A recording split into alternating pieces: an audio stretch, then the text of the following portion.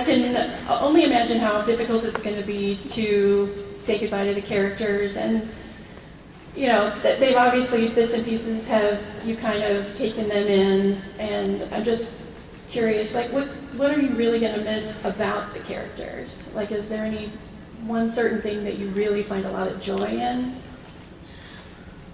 I think it was really funny because we had a bit of time off.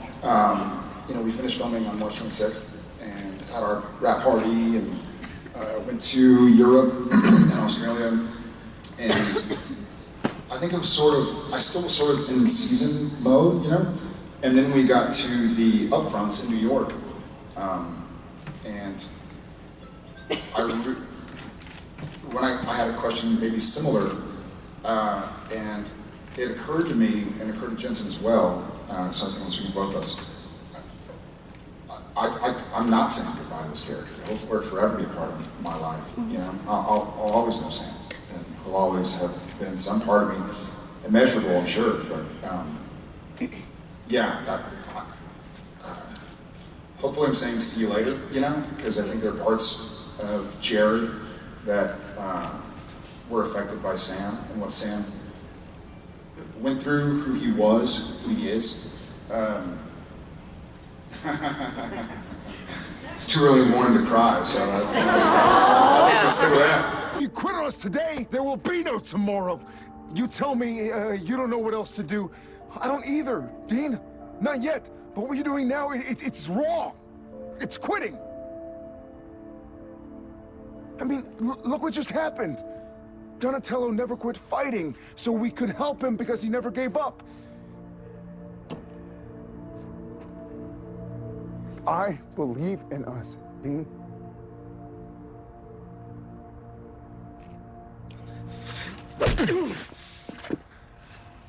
I believe in us.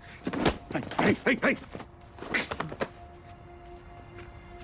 Why don't you believe in us too?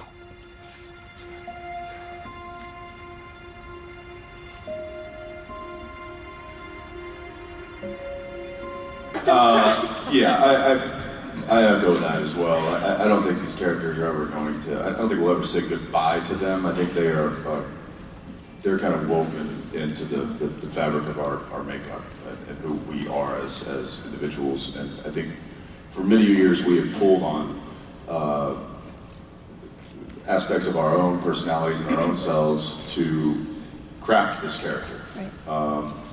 So it all comes from a place that is within us already. So I think that character, you know, I don't think we're going to be, I don't think we're in danger of being multi-personalities in the future. Of course, who knows?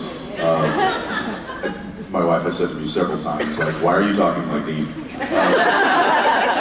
Because I am Dean. But I will say that what I will miss about playing Dean is many things. One, just, I'll miss his badassery. Yeah.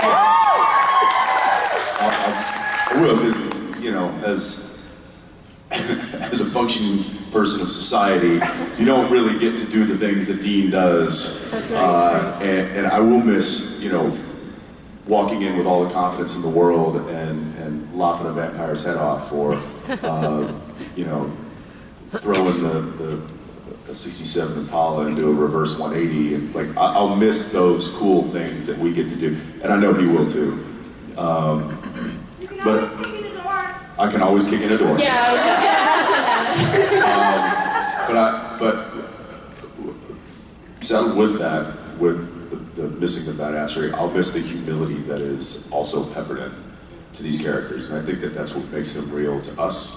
It's what makes them real to you guys, is the balance. But, you know, you can't just have somebody who's always a badass and never breaks. Case in point. There's got to be that balance. There's got to be that vulnerability, and I think that's something that having those two extremes, we get to play that. It's cathartic, I think, for he and I both. I will miss being able to do that. It's gonna suck. It is. Thank you so much. No, thank you. Yeah. Thank you so much. It's such an emotional thing. It is.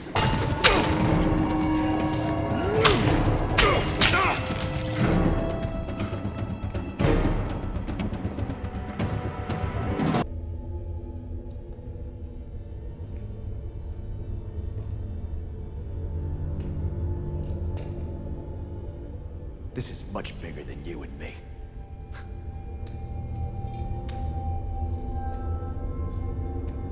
What do you think you'll miss the most about him when you leave? I know exactly what I'll miss the most. I'll miss. What's the way to put that? I hate going to work, but I love coming to work. If that makes any sense. It's rough to leave Austin. It's rough to leave the kids and my wife and my home.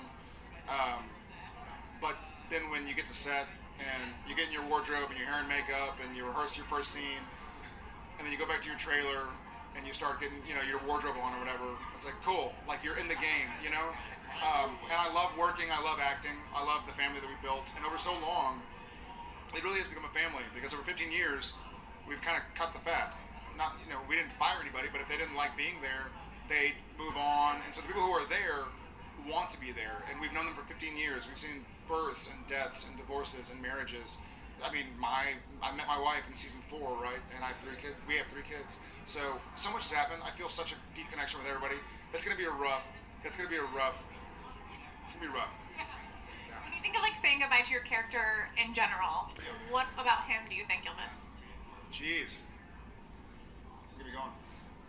No, it's alright. I feel like I'll never really say goodbye to him, We should wrap on that. Thank you so much.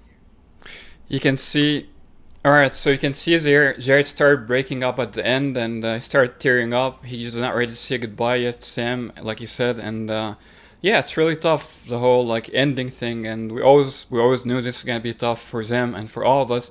But you can see that Jared especially is taking it very hard and not ready to say goodbye to Sam yet. Obviously, he's been part of his life for 15 years, and they kind of became 2 in 1. The character Sam became Jared, Jared became Sam, just became one character, as they always say in conventions, how they rubbed off on the characters, how the characters rubbed off on them.